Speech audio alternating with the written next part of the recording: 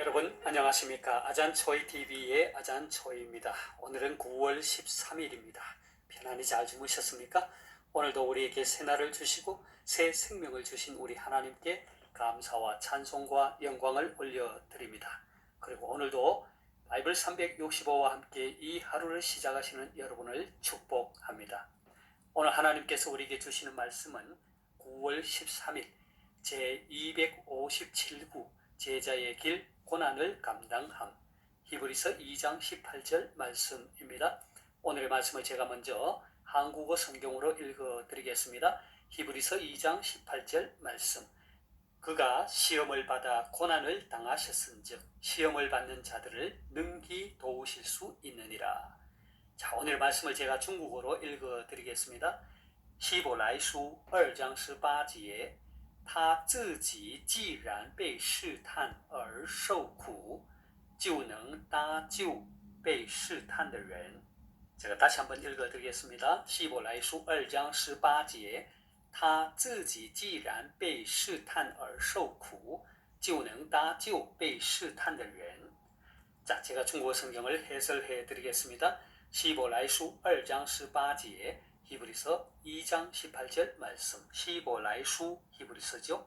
他自己既然被试探而受苦，他自己하면 그분 스스로, 여기서 말하는 그분은 예수 그리스도를 가르치죠. 지란이라고 하는 뭐뭐 한 이상 기왕에 被试探 하면 시험을 당하다. 그 다음에 受苦 하면 고난을 받다.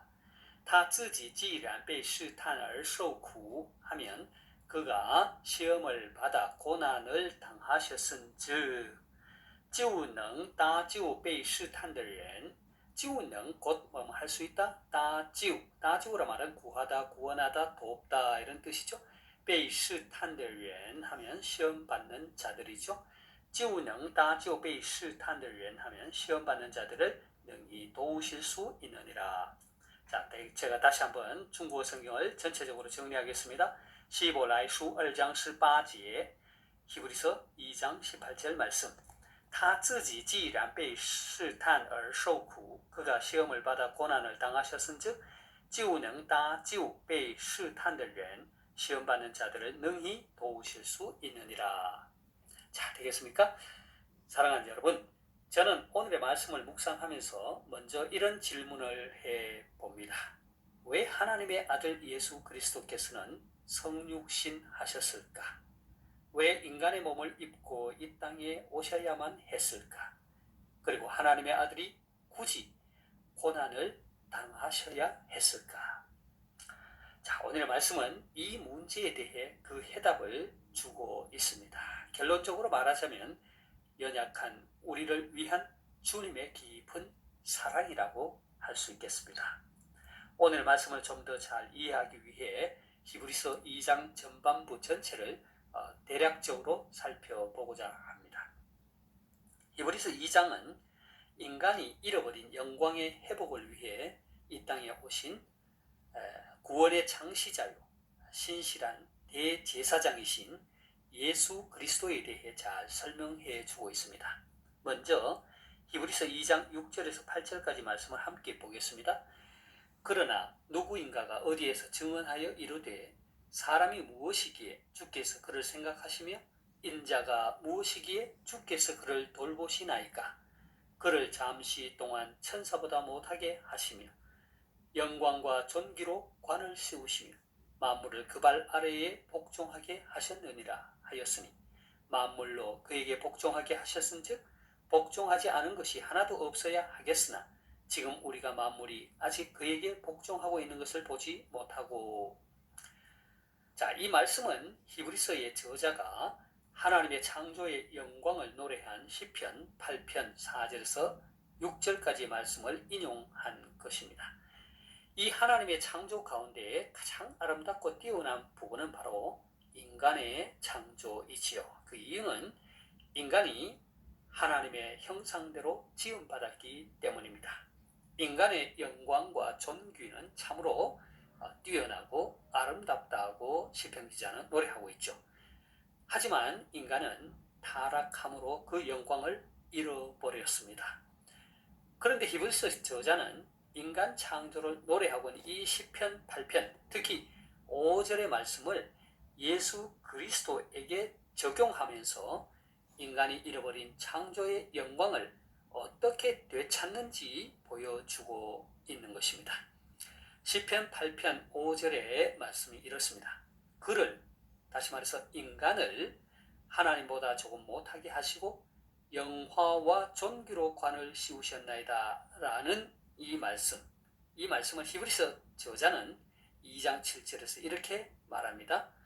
그를, 다시 말해서 예수 그리스도를 잠시 동안 천사보다 못하게 하시며 영광과 존귀로 관을 씌우시며 만물을 그 발 아래에 복종하게 하셨느니라 했습니다. 그러니까 예수 그리스도가 잠시 동안 천사보다 못하게 되었다는 이 말은 예수님께서 인간의 몸을 입고 이 땅에 오신 것을 의미하는 것입니다.